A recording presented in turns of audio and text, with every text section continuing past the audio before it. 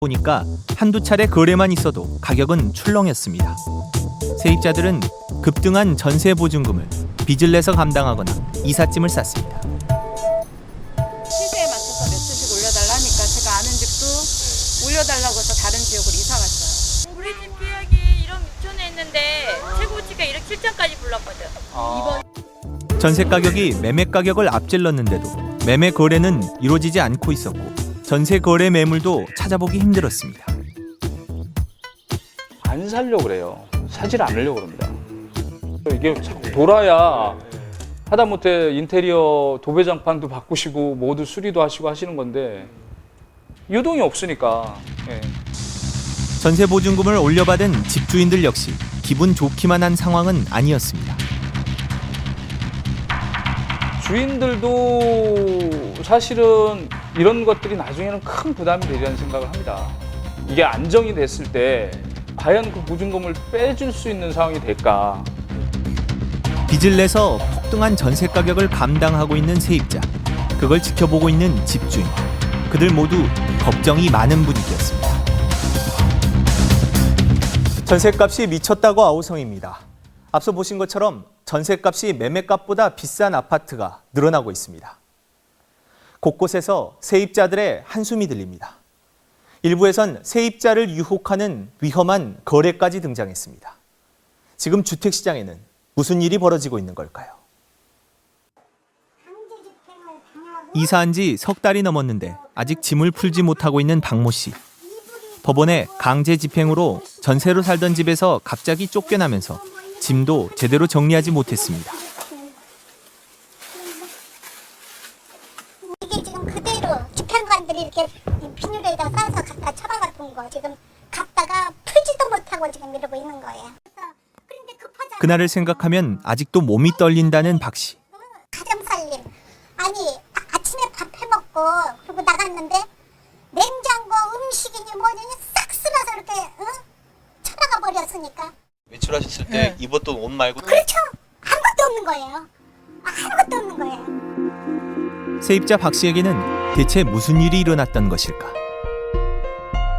자기 마음에 안 드니까 이제 무조건 이제 저석에다 오르고 하니까 무조건 내쫓을 생각만 하는 거예요.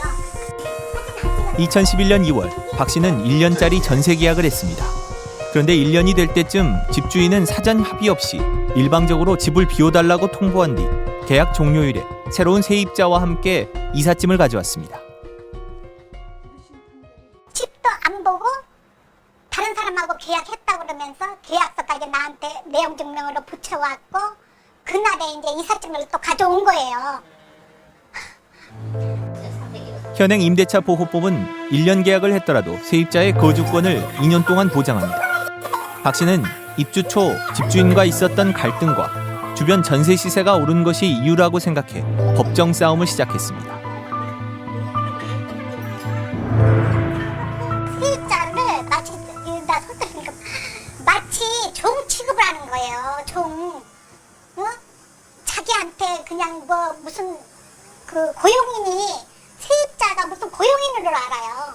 자기 말에 자기가 하는 말에 그냥 굽실굽실하고. 법원은 계약일로부터 2년이 되는 날인 지난 2월까지 집주인은 전세 보증금을 박 씨에게 돌려주고 대신 박 씨는 집을 비우라고 결정했습니다. 하지만 박 씨는 그동안 벌어진 일에 대한 위약금을 요구하며 항소했습니다. 그러자 집주인은 항소심 진행 중에 강제 집행을 신청했고 법원이 이를 받아들여 지난 5월 갑자기 쫓겨나게 된 겁니다. 박 씨는 당장 들어갈 전셋집을 급히 구했는데 이번에는 전에 살던 세입자가 보증금을 못 받았다면서 주소를 옮기지 않았습니다. 문제를 해결하겠다던 집주인은 연락이 어렵습니다. 저는 불안하죠 지금. 그러니까 짐도 못 풀고 지금 하루하루가 또 이런 거예요. 사실 이 집이 이렇게 불안하니까 전세를 구하러 제가 다닙니다. 다니는데 없어요. 전세가 없어요 지금. 가을 이사철을 앞둔 요즘 전세 시장에서 세입자는 더욱 약자가 되고 있습니다. 아파트 10곳 가운데 7곳에서 전세 가격이 매매 가격의 60%를 넘어섰고 서울과 수도권은 11년 만에 최고 수준으로 뛰었습니다. 올가을 최악의 전세 대란이 올 것이란 전망에 세입자들은 마음만 급합니다. 남편 직장과 아이들의 학교 때문에